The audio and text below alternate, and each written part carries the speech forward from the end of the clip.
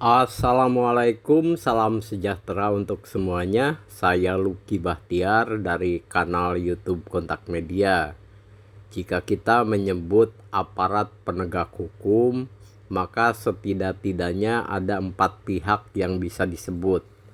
Yang pertama adalah pihak kepolisian, yang kedua pihak kejaksaan, yang ketiga pihak kehakiman, dan yang keempat adalah pihak pengacara. Demikian ya.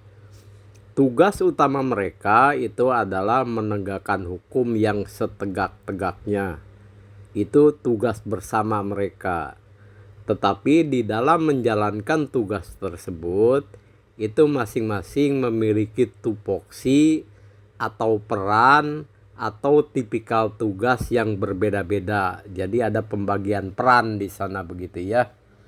Misalnya saja tugas kepolisian itu melalui penyidik di dalam suatu kasus pembunuhan misalnya, itu adalah melakukan penyelidikan, melakukan penyidikan begitu.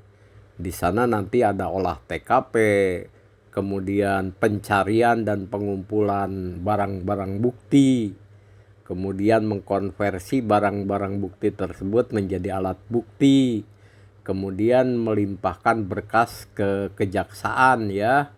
Jadi orang yang diduga pelaku jika sudah memenuhi syarat minimal 2 alat bukti itu kan menjadi tersangka. Nah kemudian ketika dilimpahkan ke kejaksaan itu menjadi P21, kemudian masuk ke persidangan. Di persidangan itulah tersangka itu statusnya akan naik menjadi terdakwa, kan demikian ya. Di dalam tugasnya ini penyidik harus netral begitu ya. Tidak berpihak terhadap orang yang diduga pelaku, tidak pula berpihak kepada korban kejahatan, tetapi mereka murni melakukan penyelidikan dan penyidikan. Sehingga sekali lagi saya ulangi, nanti berkas-berkasnya itu bisa P21 di kejaksaan dan bisa masuk ke persidangan. Itu dari sisi kepolisian. Kemudian bagaimana dengan sisi kejaksaan? Nah kejaksaan itu nanti di persidangan ya, melalui jaksa penuntut umum itu tidak bisa netral. Karena apa? Mereka adalah wakil dari korban begitu. Mereka yang akan melakukan tuntutan terhadap terdakwa. Maka dalam konteks ini JPU nanti tidak netral tapi berpihak kepada korban atau kontra terhadap terdakwa begitu ya. Lalu bagaimana dengan pengacara? Nah pengacara ini kan tugasnya adalah melindungi kliennya. Dalam konteks ini adalah terdakwa agar mendapat keberimbangan hukum begitu. Jadi melalui berbagai argumen atau opini hukumnya, si pengacara ini punya tugas memang membela klien. Tidak dalam rangka membela habis-habisan dalam pengertian salah menjadi tidak bersalah begitu. Yang seharusnya dihukum menjadi dibebaskan, bukan seperti itu. Tapi lebih sekali lagi ke bagaimana keberimbangan hukum, dan misalnya itu untuk menghindarkan terdakwa itu dari hal-hal yang sifatnya intimidatif dan lain sebagainya. Itu adalah tugas dari pengacara. Jadi poinnya adalah keberpihakan pengacara memang secara umum adalah terhadap kliennya. Dalam konteks ini adalah terdakwa. Lalu bagaimana dengan hakim? Nah, hakim itu harus netral. Karena apa? Hakim nanti menerima 2 input. Yang pertama adalah tuntutan dari jaksa penuntut umum. Dan yang kedua inputnya adalah berupa pembelaan dari para pengacara.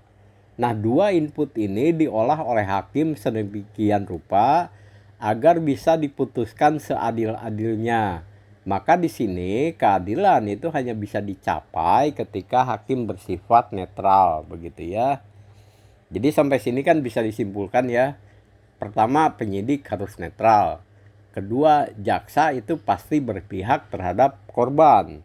ketiga, pengacara itu pasti berpihak terhadap kliennya, terdakwa dalam hal ini. Dan yang keempat, hakim itu harus netral. Lalu bagaimana dengan unsur sosial ya? Dalam hal ini maksud saya adalah media pemberitaan. Media pemberitaan itu sebetulnya harus netral loh. Jadi tidak bisa media pemberitaan ini menjadi corong bagi salah satu pihak.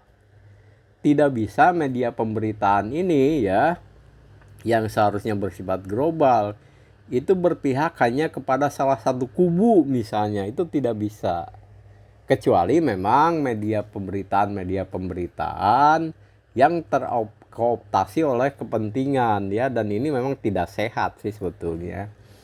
Kita ingatlah di zaman dulu ya, di pemilu yang sudah lewat, itu kan ada media pemberitaan yang menjadi corong dari paslon A. Kemudian ada pula media pemberitaan yang menjadi corong bagi paslon B. Lalu apa dampaknya? Dampaknya adalah perpecahan di masyarakat. Karena apa? Ya media pemberitaannya tidak netral tadi. Maka sebetulnya dalam konteks ini saya berharap ya terhadap rekan-rekan YouTuber yang sudah menyandang atribut sebagai media pemberitaan, ini global saja ya, tidak hanya terhadap satu kasus, itu agar bertindak secara netral sekali lagi.